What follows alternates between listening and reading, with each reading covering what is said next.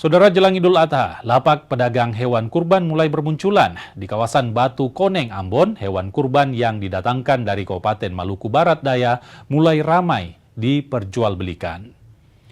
Lapak penjualan hewan kurban mulai ramai di kota Ambon, salah satunya di kawasan Batu Koneng.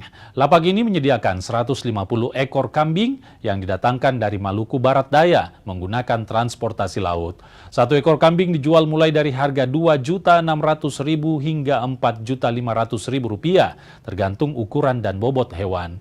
Pedagang bilang penjualan hewan kurban menunjukkan tren positif dan diprediksi akan terus meningkat hingga H-1 Idul Adha.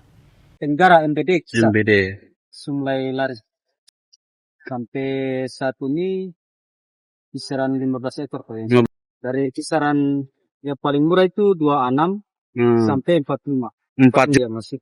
Dan kalau pengen belinya makin ramai. Insya Allah mudah-mudahan lebih lancar tuh.